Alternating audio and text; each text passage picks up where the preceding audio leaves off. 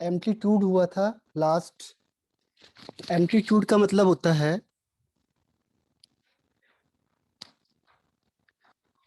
Amplitude means होता है highest height of the crust. अगर हमने ये वेव है, वेव को जनरली हम इस तरीके से शो करते हैं, तो ये माना जाता है कि इस तरीके से वेव चलती है। तो यहाँ पे जो ऊपर वाला पोर्शन होता है इसे कहते हैं क्रस्ट। तो ये हाईएस्ट, जो सबसे हाईएस्ट है इसमें से पीक वाला, इसे कहेंगे एम्पलीट्यूड मीन्स ए। या highest depth of the trough, ये हो गया आपका एम्पलीट्यूड। और ये एक डिस्टेंस है, तो जो इसकी यूनिट होती है वो भी डिस्टेंस की तरह होगी, यानी मीटर, नैनोमीटर, पिकोमीटर, एंगस्ट्रन। क्योंकि बहुत छोटी यूनिट होती है इसीलिए एंगस्ट्रन, पिकोमीटर, नैनोमीटर में गिवन होती है।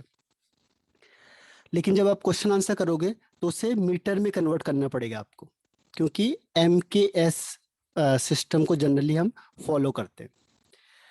इसके बाद आता है next one is wave number. तो वेव नंबर की दो डिफाइन है।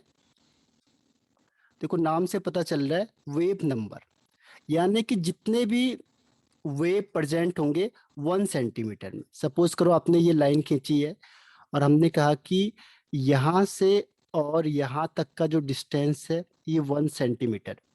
तो जो 1 सेंटीमीटर तक का होगा रेंज आपका, इसमें जितने भी क्या होंगे वेव्स होंगे, जैसे ये है, एक वेव यहाँ तक खत्म हो गई, ये फिर दूसरी वेव यहाँ से जाएगी, फिर यहाँ खत्म हो गई 2 वेव, फिर ऐसे ये तीसरी वेव गई यहाँ खत्म हो गई, चौथी वेव गई ये खत्म हो गई।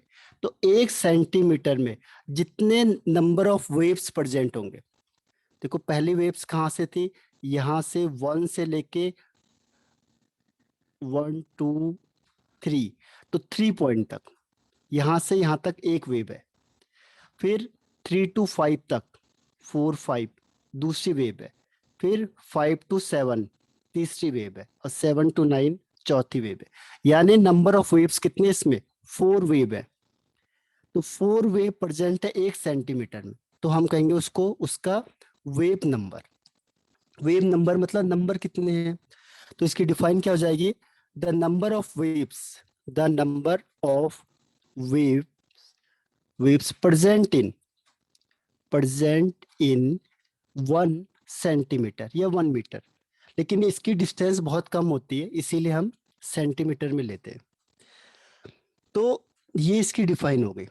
इसको डिनोट करते हैं, डिनोटेड बाय न्यू बार, इसे कहेंगे न्यू बार।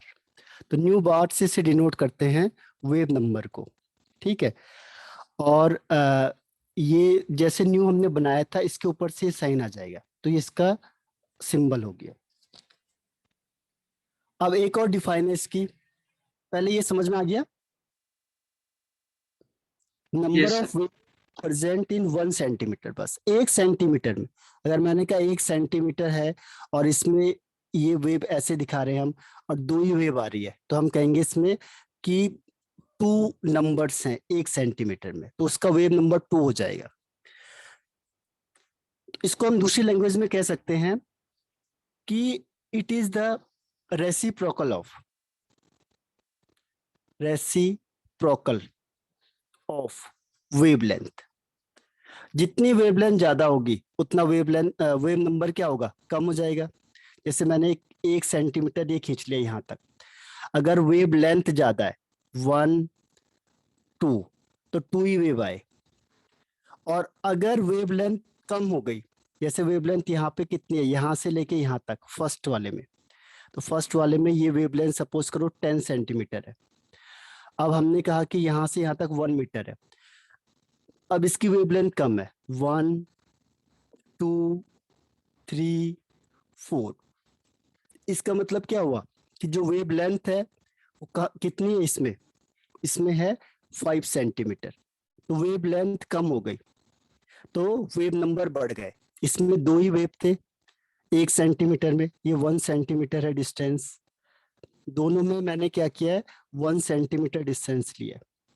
लेकिन एक में नंबर ऑफ वेव्स 2 है, क्यों है, क्योंकि उसकी वेवलेंथ ज्यादा है 10 सेंटीमीटर, और एक में वेवलेंथ है जो वेव नंबर है जो वो क्या है, ज्यादा आ रहे, 4 है इसमें, देखो 1 2 3 4, तो इसमें नंबर ऑफ वेव कितने, 4 है, तो उसमें जो वेव लेंथ होगी वो कम हो जाएगी, यानी रेसिप्रोकल होता है। तो इसका फॉर्मूला कैसे बनेगा, देखो nu bar is equal to 1 upon wavelength, जितना वेव लेंथ ज्यादा होगी उतना नंबर ऑफ वेव्स कम हो जाएंगे, यानी वेव नंबर।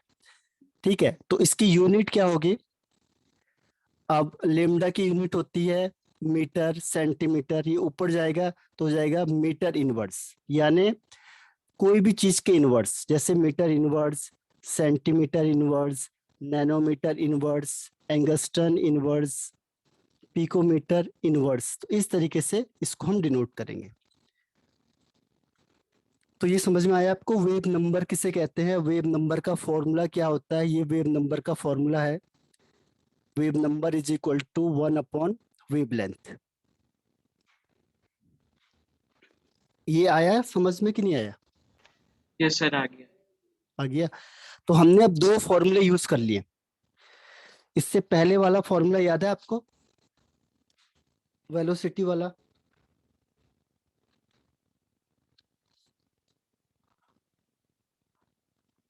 फॉर्मूलों को एक साथ एक पेज में अलग से लिख दो ओके सर। ताकि आपको याद रहेगा, उसे हम बार बार रिपीट करेंगे। तो फॉर्मूलों के लिए एक अलग मतलब तो इसमें तो लिखोगे ही, एक अलग से पेपर में बनाना है, उसमें लिखना है ओके। Formulas only. जैसे अभी हमने इससे पहले फॉर्मूला पढ़ा था, ठीक है, न्यूक्लियस का रेडियस है, उसके लिए फॉर्मूला था। अब दूसरा फॉर्मूला यहाँ से पढ़ा हमने, कौन सा फॉर्मूला था, velocity is equal to frequency into wavelength, ये पहला फॉर्मूला बना। दूसरा फॉर्मूला जो अभी हमने बताया, nu bar is equal to 1 upon lambda, दो फॉर्मूले हो गए। एक और फॉर्मूला आएगा इसमें, बस 3 फॉर्मूले हैं इसमें बस। ठीक है, तो पहला है velocity is equal to, sorry ये बार नहीं है, फ्रीक्वेंसी इनटू वेवलेंथ, और दूसरा है wave number is equal to 1 upon wavelength यानी लेमडा। और इसका लास्ट पॉइंट है time period.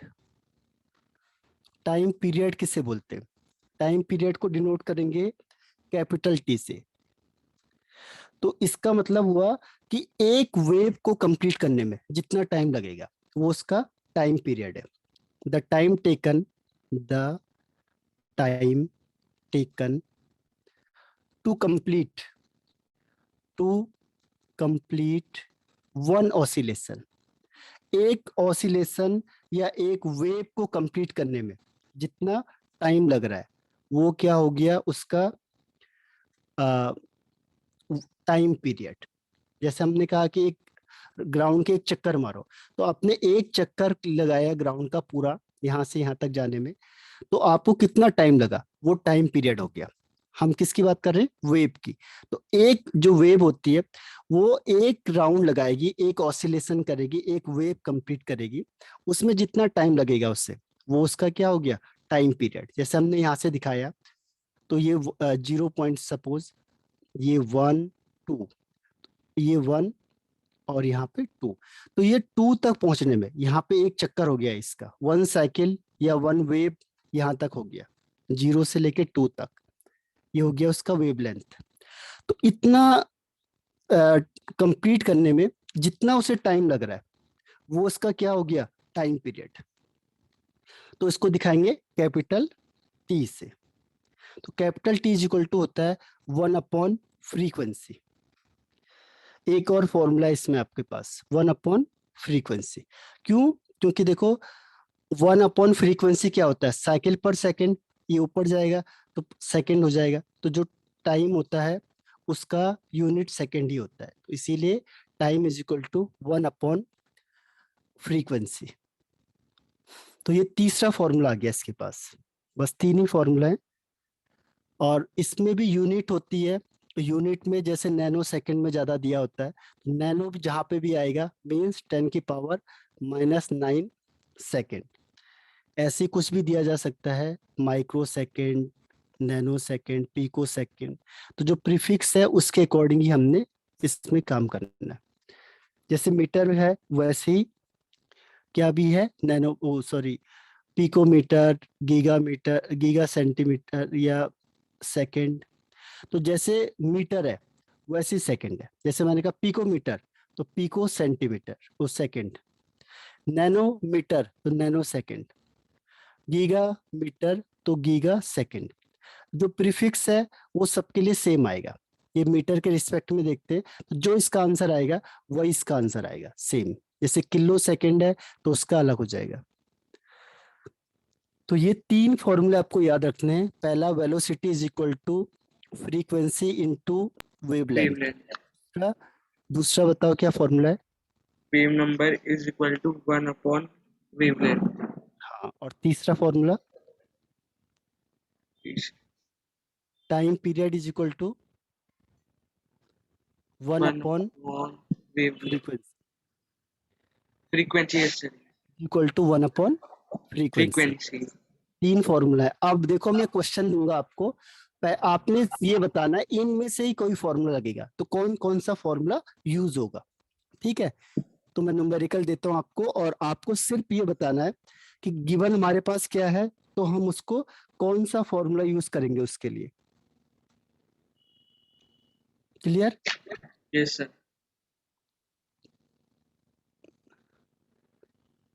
Question number first है, आपको बताना है time period, frequency and wave number. ठीक है, of the wave, of the wave having 50 angstrom wavelength.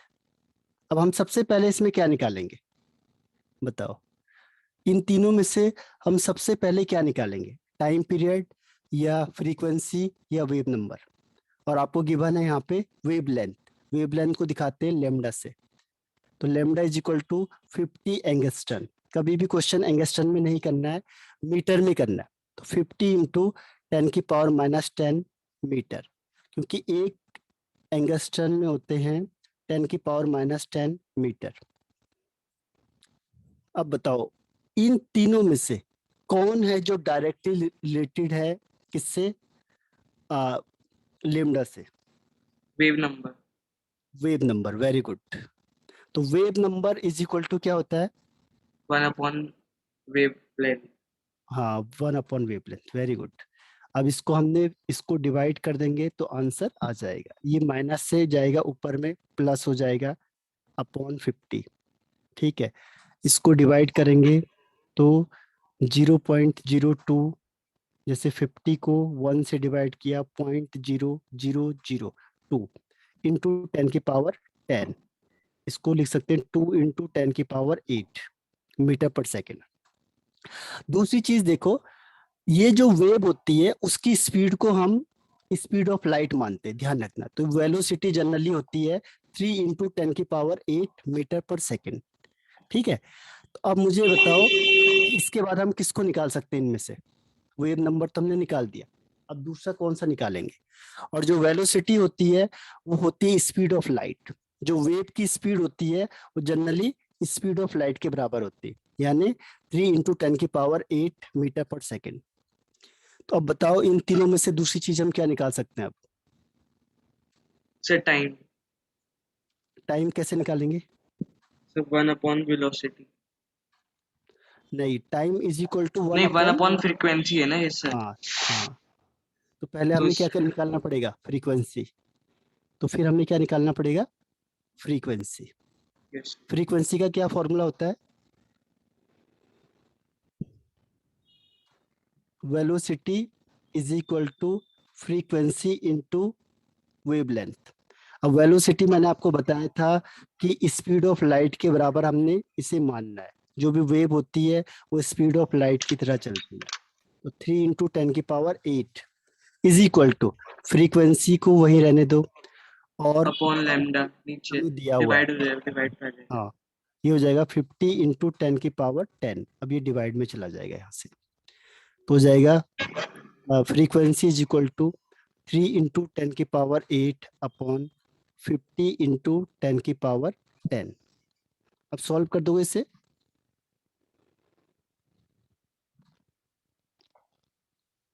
इसका जो आंसर आएगा उसकी यूनिट क्या होगी बताओ?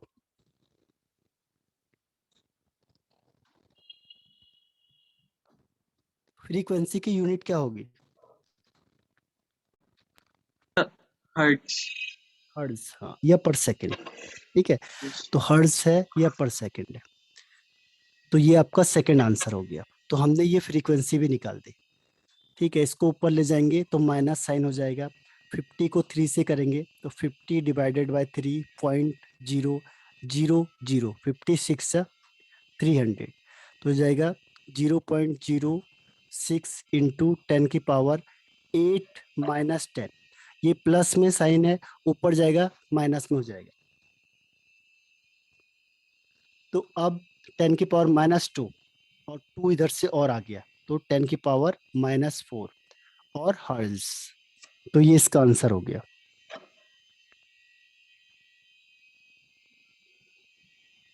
क्लियर है? Yes sir.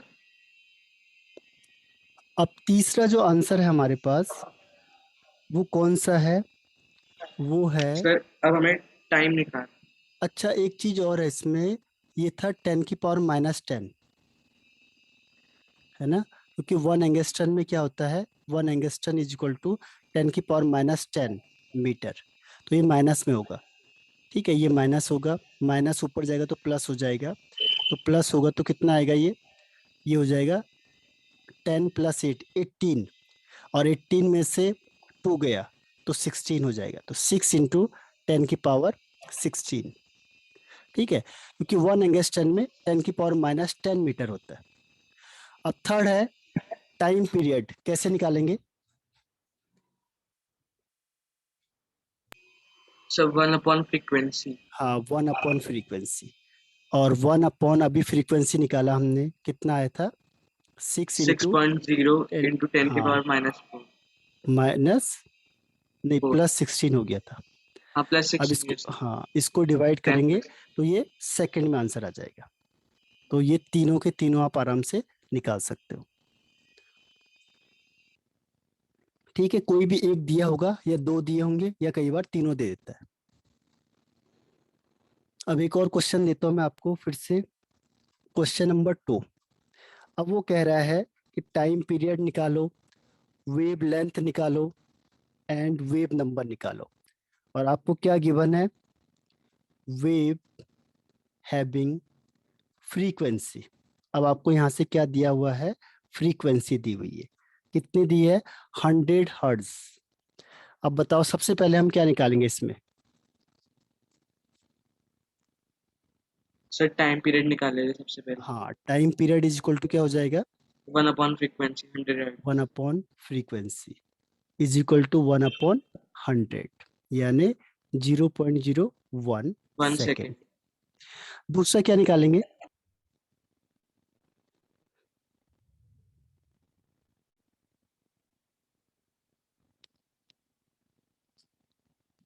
सर वेलोसिटी निकालेंगे। वेलोसिटी तो फिक्स है, कितनी होती है, वेव की 3 इंटू वेलोसिटी 10 की फिक्स पावर होती है। माइनस। हाँ, तो अब क्या निकालेंगे उसकी हेल्प से? वेलोसिटी सर वेवलेंथ निकालेंगे इसके बाद। हाँ, फिर वेवलेंथ निकालेंगे। तो क्या फॉर्मूला होता है इसका?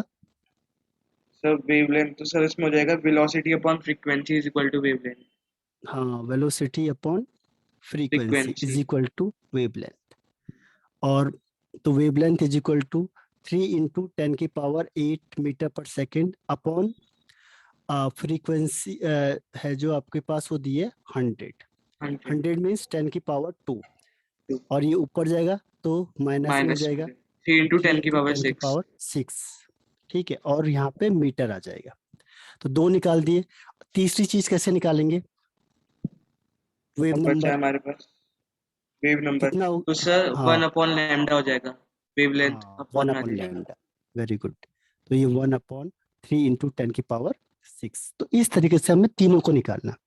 तो यस कई सर। बार आपकी बुक है जो उसमें तीनों दिया होता है, या कई बार एक दिया होता है, तो कोई भी दिया होगा हमें इसी सीक्वेंस से निकालना। क्लियर है? तो बाकी इसमें बहुत सारे क्वेश्चंस हैं, एक और यस सर। क्वेश्चन पूछ लेता हूँ मैं आपसे, और बाकी आपको बुक में और अभी मैं आपको जो दूंगा नोट्स, उसमें क्वेश्चन है, तो उसे आपने सॉल्व करना है। क्वेश्चन नंबर 3 देखो। अब आपको पूछा उसने lambda, wave number and frequency, और आपको क्या गिवन है, टाइम पीरियड दे दिया है 200 सेकेंड। अब बताओ सबसे पहले आप क्या निकालोगे इसमें? फ्रीक्वेंसी निकाल लेंगे। फ्रीक्वेंसी इज इक्वल टू क्या हो जाएगा? Frequency is equal to 1 time upon 1। नहीं नहीं, नहीं नहीं, 1 upon time. 1 upon time, yes sir. 1 upon time, ठीक है, तो हो जाएगा 1 अपॉन 200, क्योंकि टी दिया हुआ है, तो T is equal to 1 upon frequency. अब ये इधर जाएगा तो ये अपॉन में आ जाएगा, तो frequency is equal to 1 upon time period. इसको डिवाइड करके हम आंसर निकाल लेंगे। तो 0.5 इंटू 10⁻², यानी 5 into 10⁻³ second, sorry, per second, ये हर्ट्ज। दूसरा क्या निकालेंगे फिर हम? फ्रीक्वेंसी सर, फिर हम टाइम गिवन है, फ्रीक्वेंसी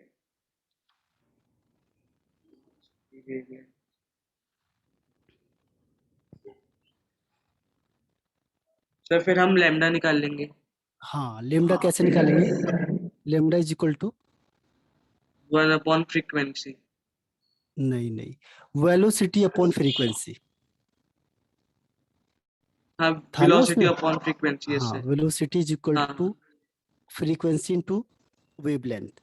तो जो वेलोसिटी है वो फिक्स है हर एक की, yes sir. 3 into 3 ten into की 10 की पावर पावर 8। 8, ये फिक्स है, अपॉन जो हमने वैल्यू निकाली 5 इंटू 10⁻³ अभी ऊपर जाएगा तो प्लस में हो जाएगा, इसको इससे डिवाइड करेंगे तो 0.6 इंटू 10⁻11, 8 + 3 11, इसको पॉइंट को इधर खिसका दो तो 6 इंटू 10⁻10 मीटर। अब क्या निकालेंगे? सब आप वेव नंबर कैसे वेलोसिटी निकालेंगे? Wave number, yes sir. 1 हाँ, ये अपॉन तो हमने, लैम्डा। हाँ 1 अपॉन लेमडा। देखो एक सीक्वेंस से आ रहा है ये। देखो सबसे पहले हमने क्या निकाला, फ्रीक्वेंसी निकाला, फ्रीक्वेंसी के फॉर्मूले को यहाँ पे रखा, तब हमें वेवलेंथ निकला, और वेवलेंथ की वैल्यू को यहाँ रखेंगे तब हमें वेव नंबर निकलेगा। तो ये हो गया 1/6 इंटू 10⁻6 इंटू 10⁻10। अब ये ऊपर जाएगा तो माइनस साइन हो जाएगा, और ये हो जाएगा 1/6। तो इसको डिवाइड करेंगे तो आंसर आ जाएगा। क्लियर है? Yes sir. ओके। बाकी मैंने इसमें दिया हुआ क्वेश्चन आपको, और बुक में भी आपको इसके क्वेश्चंस हैं फ्रीक्वेंसी वाले के, तो वो आपको सॉल्व करने हैं। अब हम न्यू टॉपिक में आते हैं, that is Maxwell electromagnetic wave theory. इसके दो नाम है। पहला इसका नाम है Maxwell electromagnetic electromagnetic wave theory. Maxwell electromagnetic wave theory, या इसे एक और वर्ड भी कहते हैं, या शॉर्ट में से कहते हैं इलेक्ट्रोमैग्नेटिक वेव थ्योरी। ध्यान रखना, बुक में आपके पास कई बार ये लिखा होगा इलेक्ट्रोमैग्नेटिक वेव थ्योरी, और या फिर इसे कहते हैं वेव नेचर ऑफ लाइट। यानी इसने जनरली क्या बताया था कि जो लाइट होता है उसका वेव नेचर होता है।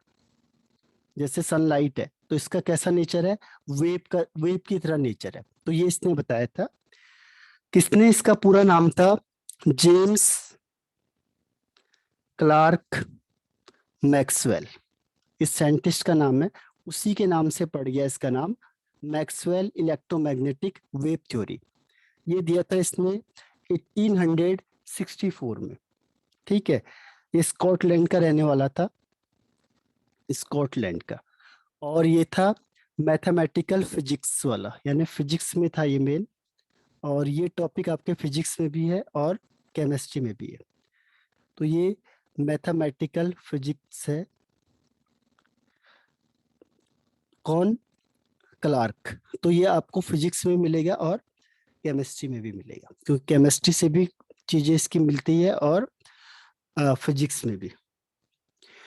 तो लेकिन कुछ पोस्टुलेट हैं जो अलग अलग हैं। क्योंकि केमिस्ट्री में अलग तरीके से देखते हैं हम और फिजिक्स में अलग तरीके से। तो ये पहला हेडिंग याद रखना है, मैक्सवेल इलेक्ट्रोमैग्नेटिक वेव थ्योरी या wave nature of light given by James Clerk Maxwell in 1864। और ये रहने वाला कहाँ का था? स्कॉटलैंड का। और ये फिजिक्स था जनरली, यानी कि ये जो चीजें बताई उसने फिजिक्स में बताई थी, केमिस्ट नहीं था, ये फिजिक्स वाला था। अब देखो इसके कुछ पोस्टुलेट्स हैं जो उसने बताए हैं, कैरेक्टरिस्टिक्स या पोस्टुलेट्स। कैरेक्टरिस्टिक्स, इसमें पहला है रेडिएंट एनर्जी। रेडिएंट एनर्जी, देखो रेडिएंट एनर्जी उसने किससे बोला? उसने कहा कि सपोज कोई एक ऐसी बॉडी है जो आपने हीट कर दी, जैसे लोहा है, आपने बिल्कुल गर्म कर दिया, इसको हॉट हो गया। अब क्या होगा? ये क्या करेगा, यहां से जो ये बॉडी है आपकी, ये कैसी बॉडी है? Hot body. अब ये क्या करेगी, यहां से इस लाइट को, हीट को एमिट करेगी, ठीक है, निकालेगी बाहर। तो इस हीट को ही हम क्या कहते हैं? Radiant energy. ठीक है, the energy is emitted, the energy is emitted, यानी जो एनर्जी एमिट हो रही है किससे? बाय या फ्रॉम एनी सोर्स, यानी हॉट बॉडी से, फ्रॉम एनी सोर्स। अब कोई भी हो सकता है, इससे हमें कोई मतलब नहीं, यानी कोई भी हॉट बॉडी होगी, क्योंकि हॉट बॉडी गर्म होगी तो वहां से हीट निकलेगी, उसी को उसने एनर्जी के फॉर्म में कह दिया। ठीक है, और एक चीज उसने कही जो गलत था, कंटिन्यूअसली, बस इसने ये पॉइंट गलत कहा, कंटिन्यूअसली वाला। कंटिन्यूअसली जो वर्ड बोला इसने, वो थोड़ा सा गलत हो गया था।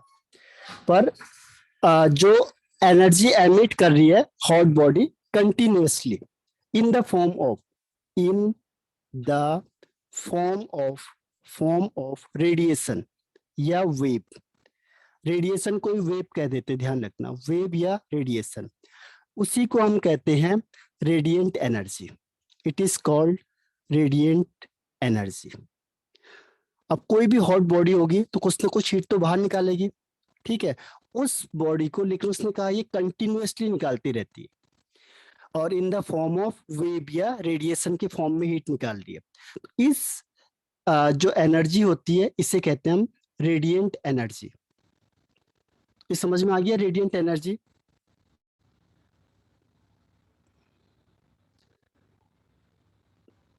बताओ। The yes sir. एनर्जी, ये समझ में आया आपको रेडिएंट एनर्जी सर किसे एक बार बोलते हैं? रिपीट कर देना, नेटवर्क चला गया था। ओके, देखो रेडिएंट एनर्जी होता क्या है कि द एनर्जी एमिटेड बाय, जैसे सपोज करो आपने कोई चीज है जो गर्म करी है, ठीक है, जैसे कोई हॉट बॉडी है, देखो ये हॉट बॉडी है, आपने गर्म कर दी है, तो आप देखते हो कुछ ना कुछ हीट उससे बाहर निकल रही होती है, तो उसी को हम एनर्जी कह देते हैं, हीट एनर्जी या एनर्जी। तो जो एनर्जी एमिट होती है किससे? किसी भी सोर्स से, हॉट बॉडी। अब ये जरूरी नहीं है कि मैं बोलूंगा यही आयरन होना चाहिए या गोल्ड होना चाहिए, कुछ भी हो जाए, एक्स वाई जेड, तो एनी सोर्स, कोई भी सोर्स हो सकता है, कोई भी बॉडी हो सकती है, वो कहता है इससे कंटिन्यूअसली एमिट होती है, इसके फॉर्म में, in the form of radiation या वेव। इस एनर्जी को हम कहते हैं रेडिएंट एनर्जी। ठीक है, एग्जाम्पल के लिए फिर से बता देता हूँ, जैसे कोई हॉट बॉडी है, आपने कोई चीज गर्म कर दी है, अब आप देखोगे थोड़ी देर में यहाँ से क्या होगा, हीट निकलना स्टार्ट हो जाएगा, स्टार्ट ये हो हीट जाएगी। निकलेगी, होगा। यस तो सर। इस हीट को ही, जो ये एनर्जी यहाँ से निकल रही है, इसी को उसने क्या कहा? Radiant energy. और ये किस ओके। फॉर्म में निकलती है? वेव के फॉर्म में, in the form of wave या रेडिएशन। ठीक है, आप गरम गरम जो चीज देखते हो कि बाहर चीज निकलती जा रही है, वो क्या है? रेडिएंट एनर्जी है, जो वेव के फॉर्म में या रेडिएशन के फॉर्म में एमिट हो रही है किसी भी हॉट बॉडी से, हॉट बॉडी से। लेकिन एक चीज उसने कही, कंटिन्यूअसली, कंटिन्यूअसली एमिट हो रही है, तो this is called radiant energy. The energy emitted by, yeah, from the hot body or any source continuously in the form of wave. या रेडिएशन। रेडिएशन या वेव के फॉर्म में ये एनर्जी बाहर निकलती है, इस एनर्जी को हम कहते हैं रेडिएंट एनर्जी। अब आया समझ में? Yes sir. हाँ, अब जो सेकंड पॉइंट है, सेकंड पॉइंट को कहता है कि जो भी ये रेडिएंट एनर्जी होती है, जो भी ये रेडिएंट एनर्जी होती है, इसमें कौन सा करेक्टर होता है? वेव करेक्टर होता है, वेव नेचर होता है। जैसे मैंने बताया, इसका वेव लेंथ होना चाहिए, इसमें फ्रीक्वेंसी होनी चाहिए, उसे तो पहचानेंगे हम कि वेव है या पार्टिकल है। तो उसने कहा कि जो रेडिएंट एनर्जी है, ये कौन सा करेक्टर शो करती है? वेव वेव करेक्टर करते शो करती है, यानी इसमें वेव नेचर होता है। इसीलिए हम इसे क्या कहते हैं? Wave nature of light. तो सेकंड पॉइंट उसने कहा कि जो रेडिएंट एनर्जी है उसका वेव करेक्टर होगा। वेव करेक्टर का पहचान कैसे करेंगे? या तो उसकी फ्रीक्वेंसी निकाल सकते हो आप, या वेव लेंथ की निकाल सकते हो आप, वेव नंबर निकाल सकते हो आप, ठीक है, एम्पलीट्यूड निकाल सकते हो। तो ये वेव करेक्टर है। तो यानी उसकी फ्रीक्वेंसी होगी कुछ ना कुछ, या वेव लेंथ होगा, सर, या वेलोसिटी भी वेव, निकाल सकते हैं। हाँ, वेलोसिटी ऑफ वेव निकाल सकते हैं। तो जनरली उन्होंने देखा कि जो वेलोसिटी ऑफ लाइट वेव होती है वो किसके बराबर होती है? Velocity of light. तभी तो हम लाइट को वेव कह देते हैं, ठीक है। तो लगभग सबकी स्पीड क्या होती है? सेम। अभी हमने देखो फॉर्मूले में किया था ना, क्वेश्चन आंसर में, कि जो वेव है उसकी स्पीड को हमने किसकी स्पीड माना था? लाइट की स्पीड। तो उसने कहा कि जो वेव है उसकी स्पीड लाइट की स्पीड के बराबर होती है, ये इसी ने कहा था, मैक्सवेल ने। क्लियर है? Yes sir. अब इसने थर्ड पॉइंट कहा कि जो ये रेडिएशन होता है, थर्ड पॉइंट, जो ये रेडिएशन होता है इसके दो फील्ड होते हैं। इसमें जैसे जैसे निकलेगी, इसमें दो फील्ड प्रोड्यूस हो जाते हैं ऑटोमेटिकली। एक को कहते हैं हम इलेक्ट्रिकल फील्ड, जैसे मैंने कहा था प्लस माइनस अपने आप जनरेट हो जाएगा, यानी इलेक्ट्रिकल फील्ड, ये इलेक्ट्रिक फील्ड जनरेट हो जाएगा, इलेक्ट्रिक फील्ड, ठीक है। और दूसरा मैग्नेटिक फील्ड, मैग्नेटिक फील्ड। इसमें दो फील्ड प्रोड्यूस हो जाएंगे, पहला इलेक्ट्रिक फील्ड, दूसरा मैग्नेटिक फील्ड। इसीलिए तो इस थ्योरी का नाम उन्होंने क्या रखा है? इलेक्ट्रोमैग्नेटिक। कई बार वो पूछ लेता है आपसे कि इस थ्योरी को इलेक्ट्रोमैग्नेटिक क्यों कहते हैं। इलेक्ट्रो का मतलब इलेक्ट्रिक फील्ड से, कि जब भी रेडिएशन चलेगा तो ऑटोमेटिकली उसमें इलेक्ट्रिक फील्ड प्रोड्यूस हो जाएगा। दूसरा मैग्नेटिक फील्ड, तो उसको कहते हैं मैग्नेटिक। तो इलेक्ट्रोमैग्नेटिक थ्योरी इसका नाम रखा इसी बेस पे, कि जैसे ये रेडिएशन निकलती है तो ऑटोमेटिकली इसमें दो फील्ड क्या होंगे? अपने आप प्रोड्यूस हो जाते हैं, electric field and magnetic field. तो इसका मतलब क्या हुआ? जो ये रेडिएशन या वेव होती है कंसिस्ट ऑफ टू फील्ड। कौन कौन से? Electric field and second is magnetic field. तो थर्ड पॉइंट बहुत इंपॉर्टेंट है, इसी वजह से इस थ्योरी का नाम क्या रखा गया? Electromagnetic theory. इलेक्ट्रोमैग्नेटिक थ्योरी क्यों रखा गया? कि जैसे ये वेव चलना स्टार्ट होगी, देखो जैसे ही यहाँ से वेव आई, तो वेव आने के साथ साथ क्या होगा? वेव इधर आ रही है तो एक साइड क्या होगा? इलेक्ट्रिक फील्ड प्रोड्यूस हो जाएगा, एक साइड क्या होगा? मैग्नेटिक फील्ड प्रोड्यूस हो जाएगा। मैग्नेटिक फील्ड मतलब नॉर्थ पोल और साउथ पोल अपने आप साउथ पोल सेपरेशन हो बने। जाएगा। Yes sir. और इलेक्ट्रिक फील्ड का मतलब प्लस और माइनस माइनस चार्ज। इलेक्ट्रॉन और प्रोटॉन। हाँ, तो ये जैसी लाइट आएगी, ये फील्ड और ये चीज अपने आप क्या होंगी? ऑटोमेटिकली प्रोड्यूस हो जाएंगे।